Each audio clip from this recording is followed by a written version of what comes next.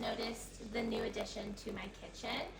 And I didn't share it because I know that some of you guys don't like to see like new things that I get, which is fine. But a lot of people have been asking me to talk about it. They want to see how I make my coffees. So I'm still learning it. This is like the most fancy upgraded espresso machine I've ever used or had. So I'm still learning how to perfectly dial it in. My husband has helped a little bit. I'm researching, I'm taste testing, but I think that I got it to a nice sweet spot where I've been able to really enjoy some iced lattes. So I'm going to show you guys how I make my favorite latte on my new Breville espresso machine.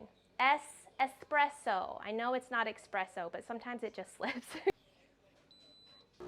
What I liked about this espresso machine is that it has a built-in grinder so that you can use fresh roasted beans. I liked that you have different options here on different drinks that you can make, and you can even pre-save your favorite settings, which is what I have done. It has the milk frother here so that you can froth your milk, which is really cool. And I just like the more hands-on experience. I feel like a barista when I use it. So the hard parts are going to be figuring out your grind size, which is what you do with this wheel over here, your brewing times, like all that stuff. It comes down to a little bit of a science and just like playing with it and figuring it out. As you can see, I have my favorite settings so far saved. Right now I only drink a single shot of espresso at a time. I don't do double shots, but you can make it double shot or single. My grind size 13, I have, it grinds the beans for 9 seconds and it brews for 25 seconds. And that's all something that you just kind of have to play with and figure out. But you just put on this little funnel here. And this is really cool because it automatically grinds the beans for you and gives you the dose.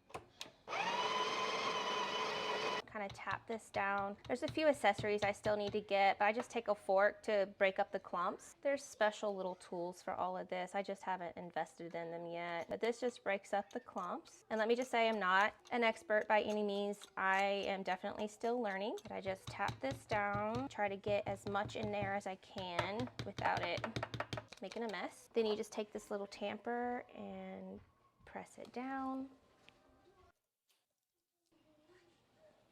Scrape off the excess, which feels kind of wasteful to me, but still figuring out the grinding time. So I'm thinking maybe I can take my grinding down to 8 seconds and try that for next time to see if it gives less waste. This is my favorite part. You lock this in and then you just hit the brew button and it'll brew your shot. And like I said, I'm only making a single shot of espresso. So for me, obviously coffee beans, the type of coffee beans that you get and how you brew it is very important to how your coffee tastes, but also the syrups that you use can make a huge difference in your lattes as well. I don't like syrups that taste like chemically, they taste artificial. And then I saw a TikTok about the Sonoma syrup company. This is made with all like real ingredients. Yes, it's made with sugar, but it's like you can actually see the vanilla bean extract in it. These are by far my favorite syrups. They literally make my lattes taste like they're coming from a very fancy cafe. I love the vanilla bean. It's my favorite. I also purchased the vanilla hazelnut. I haven't tried that one yet. And then I also love the lavender. Actually, let's do that today. I'm gonna make a lavender latte, which still tastes pretty close to my normal latte. It just has a little hint of a lavender to it. So it's not like overpowering lavender. If I were making a hot coffee, then I would take this off.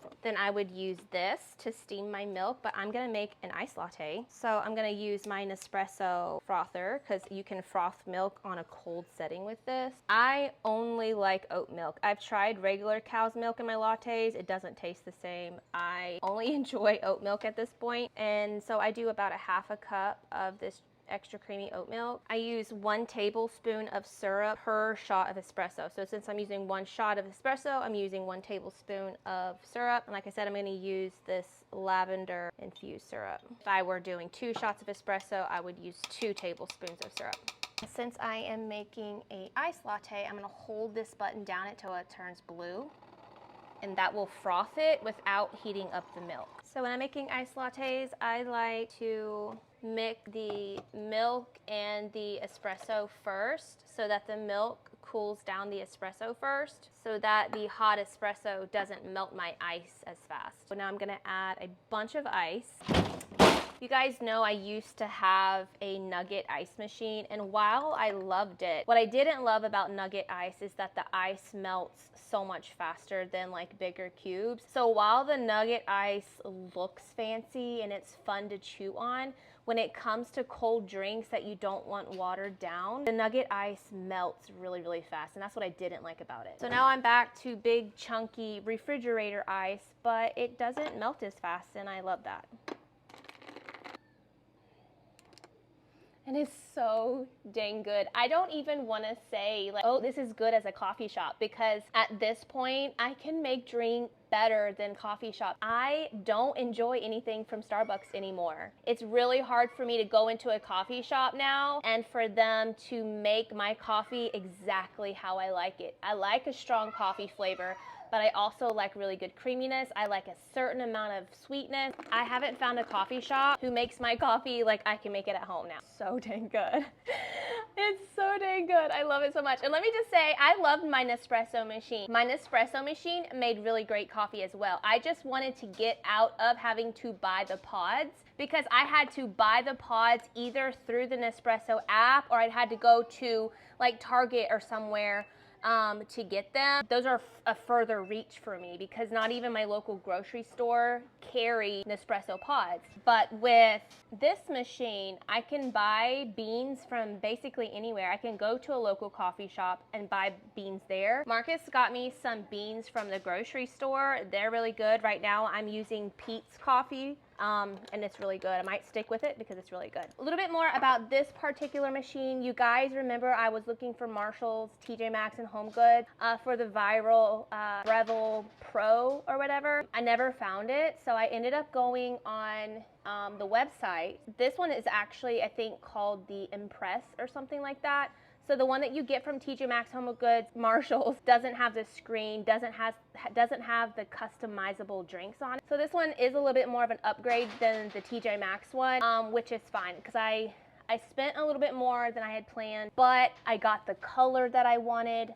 I got the actual machine that I wanted, and this baby will be with me for hopefully a really, really long time, unless it breaks or something. I hope not. But I don't see any reason ever having to replace this. It does exactly what I want for it. I want it to do, and I am obsessed with the color. Anyways, that's how I make my iced lattes. I gave up coffee for a little while when I was losing weight, but now I realize that my life is so much better with coffee in it, because not only do I enjoy a coffee, but I love the whole process of making a coffee. Like, it's very therapeutic for me to use my fancy pretty little cups that I thrifted from the thrift store, use like all my little accessories. Like, it's just fun for me. It's a great hobby, and the more you get into it, the more you enjoy it, and the more fancier things you want. This is gonna be really fun to learn and figure out new drinks and stuff. So thanks for watching. I will have this bad boy linked in my LTK if you're wanting to check it out. This was an exclusive color, a brand new color, and I'm so glad I got it because it's so pretty.